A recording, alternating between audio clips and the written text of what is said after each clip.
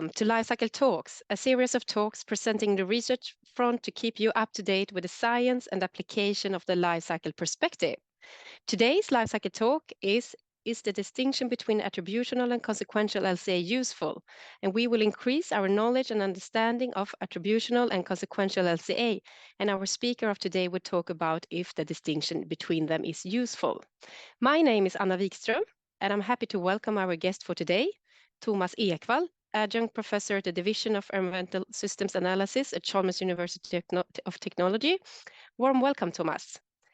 Before we start, I just want to inform about some practical information.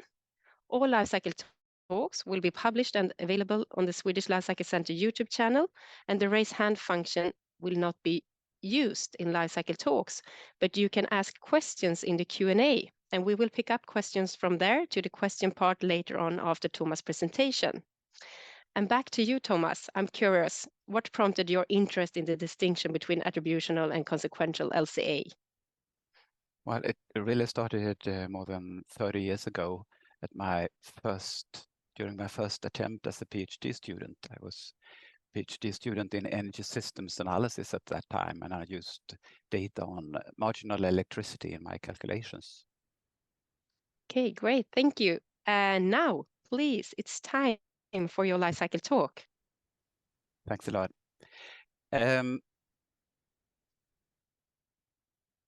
Yes.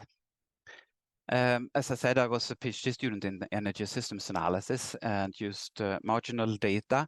And marginal data, that is, with marginal data, we mean data that reflect the environmental impacts of a small change in demand. At that time, we considered Swedish marginal electricity supply to be Danish coal power. And this was based on the running costs. Nowadays, we would say that this was a short-term marginal electricity at that point in time. But then I started working with life cycle assessment, and I found that most Swedish LCA practitioners, they used average data in the calculations. Data that you get if you divide the total fuel demand, emissions and waste quantities by the total electricity output from the system. And this was really beneficial for Swedish production and Swedish industry because the Swedish electricity supply system had very little emissions. Gave them an environmental competitive edge towards, for example, the Danish producers. But Danish LCA experts, they considered the use of marginal data more relevant because that would give the more competitive fair ground between Swedish and Danish producers. So there was a dispute between Denmark and Sweden at that time, and I, as a Swedish LCA practitioner, found myself on the Danish side. But in the global LCA community, a more heated debate was on the allocation problems. When you have a product, or rather a process with multiple functions, you have to decide what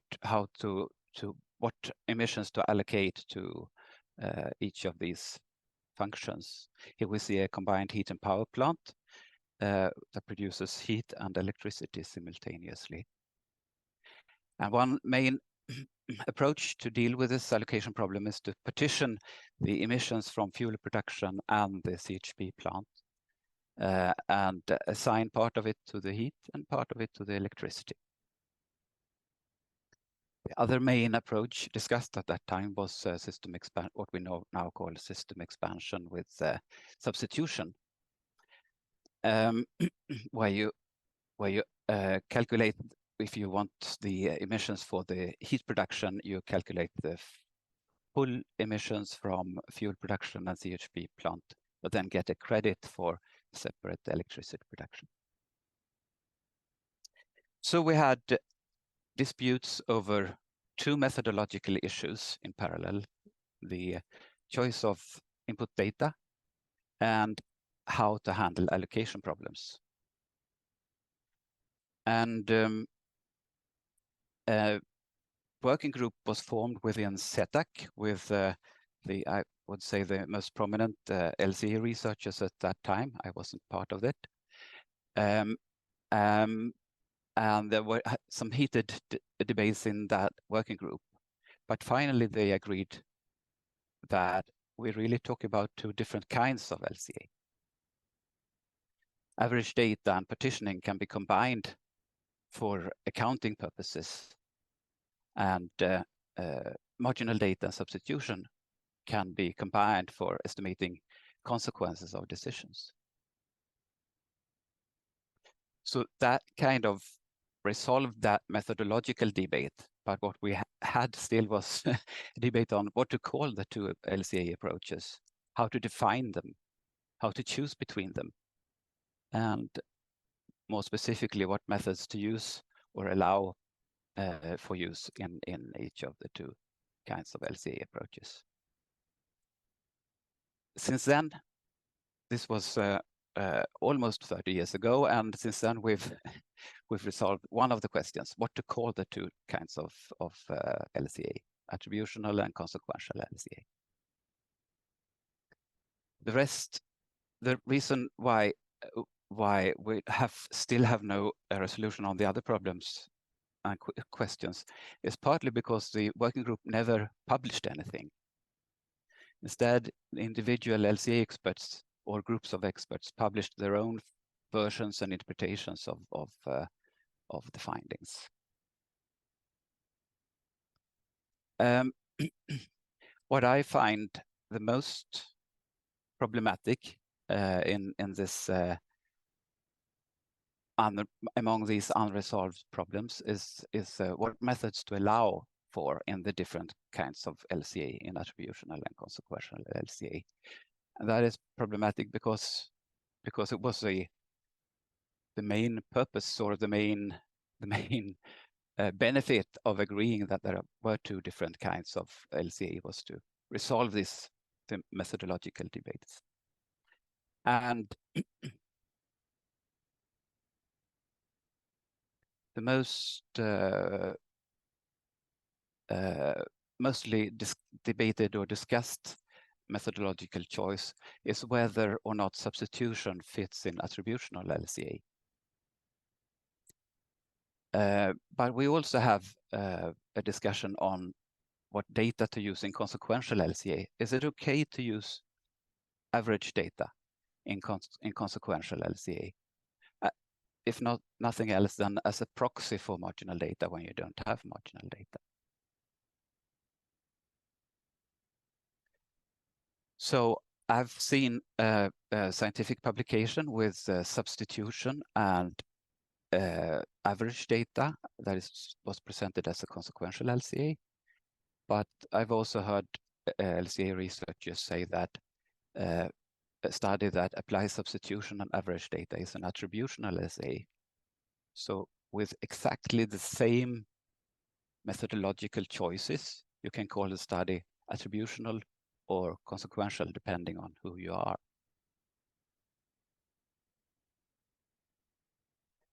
And then the question is, do we really have two kinds of LCA when the same study can be presented as attributional or consequential depending on who you are? It seems to me that we have confusion of concepts that means that the division into attributional and consequential LCA does not really clarify things today. So are the concepts meaningful? Are they useful? My starting point is that concepts are useful to the extent that they make communication easier. So when they do not clarify things, then they are not really useful.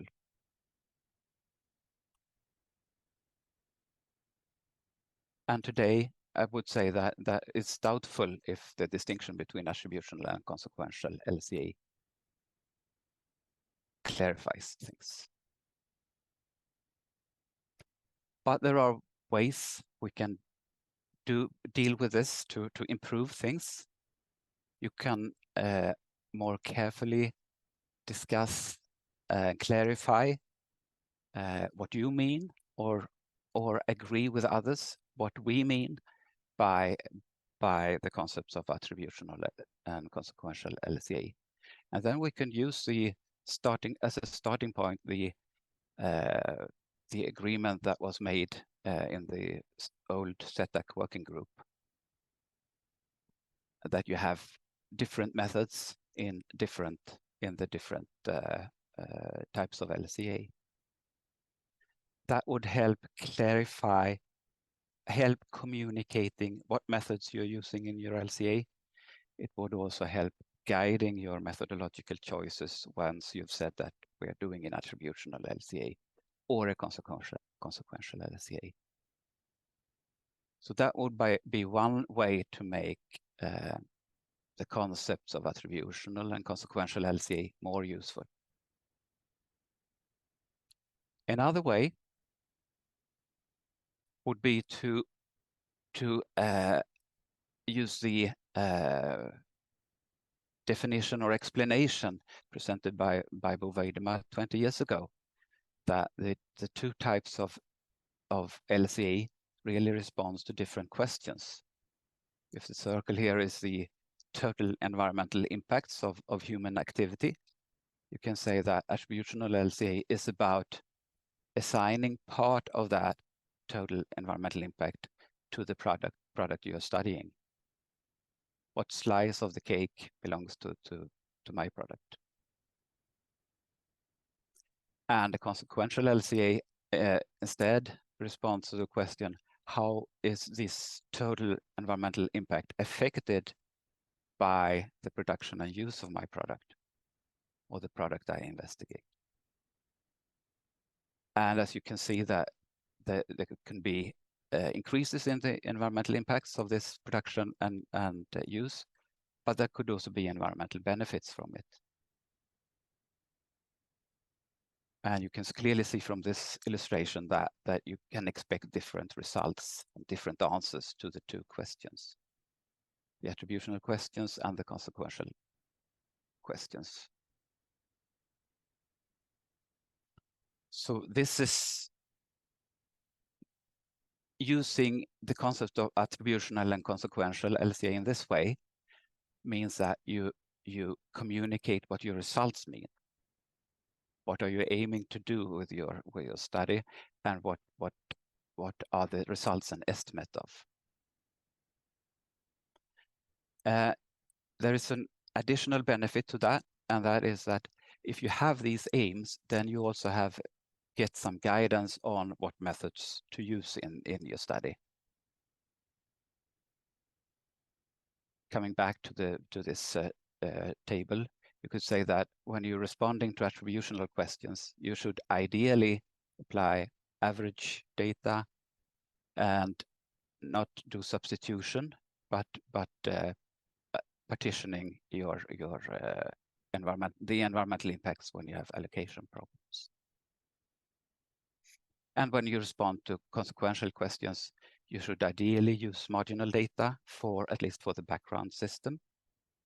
And system expansion with substitution fits well with these kinds of questions. So in my mind, this kind of interpretation of attributional and consequential LCA would make the concepts really useful, because they would both guide the methodological choices, help explaining the methodological choices, and help explaining the results, hence making communication easier. But we don't have an agreement as of now on how to interpret the two types of LCA and these concepts. And until we do, what we can do to make the concepts useful are to explain what we mean when we use the concepts.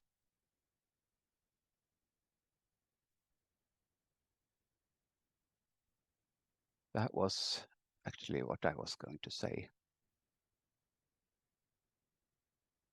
So stop sharing. Thank you, Tomas, so much. Now it's time for questions to Tomas. So if you have any questions, please use the Q&A and type in your question. I will start with some questions and then I will pick up some questions from the Q&A. The first question, Tomas, is what are the chances that we will ever reach consensus on what attributional and consequential LCA means? Well, history tells us that this is a complex and difficult challenge. So it might not be that we can reach consensus, but I think it would be an appropriate challenge for ISO to take on. And if we have clear definitions of the concepts or explanations of the concepts in an international standard, that would help a lot, I think. Okay, great, thank you. And at the end, you talked about ideal methods. Can't you just stipulate that these are the methods to use? Well, that's a good question. I think that I'm of the opinion that you can't always find marginal data, and then you can use average data as a proxy. So that means that you could use average data in a consequential LCA, making the estimate, introducing an error in the estimate, but still this error can be, in some cases, it will be very small. Okay, thank you. And you mentioned partitioning and substitution. What about subdivision, which ISO favors as one of two methods to avoid allocation? Okay.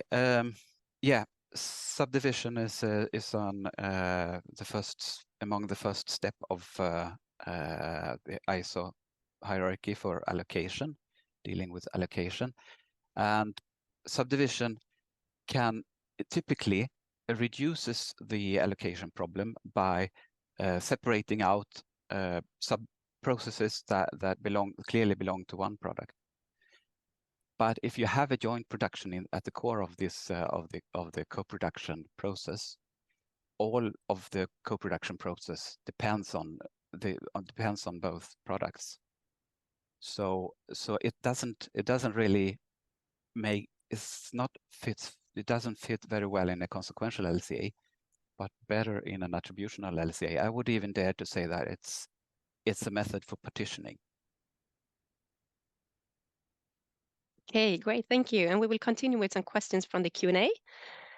And the first question is, so how to help LCA practitioners to communicate their LCA results clearer?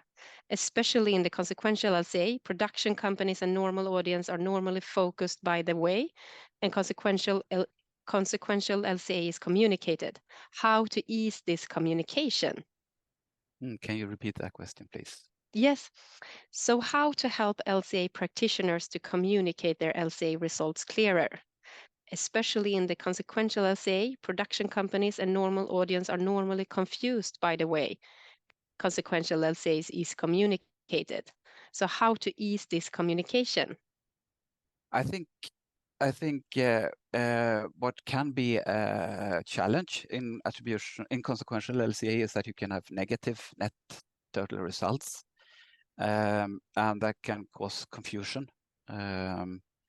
But by explaining that producing and using this product have both impacts and benefits, that would help, I think. And simply by stating that we are assessing not the part of the environmental impact that belong to this product, but the consequences of producing and using it, would help communicating the results, I think. Great, thank you. We will continue with a question from the Q&A. How is the current data availability in terms of average versus marginal LCI data?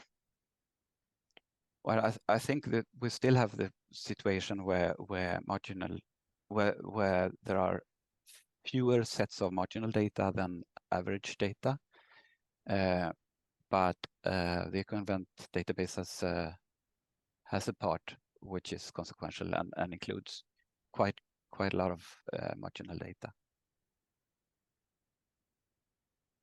Okay, great. Thank you. Yes, another question here is, do you see the potential of combining both methods, attributional LCA and consequential LCA, as a form of scenario analysis? I think decision makers, in my personal opinion, decision makers can benefit from both attributional information and consequential information. So making the two kinds of studies in parallel can serve a purpose, but not as a scenario analysis or a sensitivity analysis, because it's not about this uncertainty in your answer to a specific question. It's really your answer to two different questions. Great, thank you. And for what type of decisions would you advise companies to use consequential LCAs? Okay. Again, I'd say that I think that attributional and consequential LCA can both be relevant to industrial decision makers, depending on whether they want to focus on their supply chain or if they want to focus on their role in the world as a whole, which is another question. So it's more about where the company wants to focus their environmental work rather than what kind of decisions are made. However, for policymakers, I think that it makes not much sense to focus only on a specific supply chain, but the wider perspective of global impact of your decisions is more relevant. So for policy making, I would say that consequential LCA is the most appropriate. Again, this is my opinion. Okay, thank you for sharing that. And the next question from the Q&A is, I have heard that the consequential LCA is the best and most complete methodology with a true system perspective. What do you think about this? Actually, when I was a PhD student the second time, now in LCA, I was all into consequential LCA, and I really thought that this was rational decision making requires information about the consequences of your decision. So consequential LCA is what would give you that kind of information. But then I just a few weeks before my thesis was sent to print, one of my senior colleagues, Sverker Molander, said that well, this is from a consequential ethics perspective, and there are other ethical perspectives. So now I'm not so adamant on the view that consequential LCA is the more complete or better perspective, but it does have a broader systems perspective. Okay, thank you. Let's continue. We have many questions in the Q&A, Tomas. So attributional LCA allocates all impacts to the primary product process, and consequential LCA allocates those impacts to primary and by-co-products and waste streams. Question. Okay, you have to repeat that question. Yeah, so attributional LCA allocates all impacts to the primary product and process, and consequential LCA allocate those impacts to primary and by-co-products and waste streams, and then it's a question mark. No, attributional LCA does not typically allocate all environmental impacts to a single product, but it partitions, it divides the environmental impacts and assigns part of it to each product, depending on mass or the economic value of the products or so on. Consequential LCA assigns all of the environmental impacts of the co-producing process to the main product, you could say, and then the main product gets credit for what the co-products or byproducts substitute. But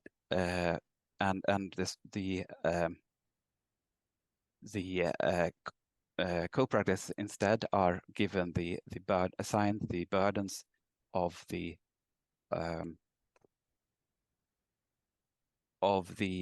competing what they substitute, really. This is I'd say one of the benefits of the circular footprint formula in product and environmental footprints, that they try to make this consistent. Okay, thank you. Let's continue. Do you think that consequential LCAs are LCAs? Some researchers question this, since the whole life cycle of the studied product does not have to be included if the product has already been produced. Yeah, I definitely think it's a life cycle assessment. Yeah.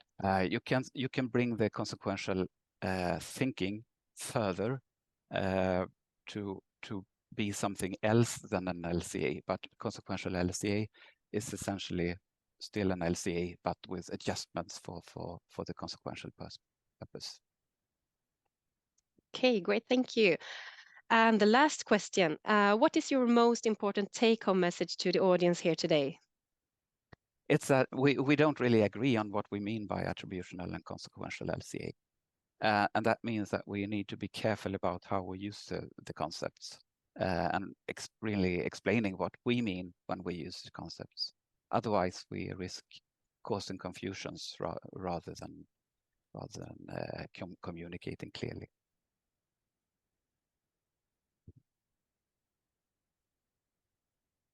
Let's see.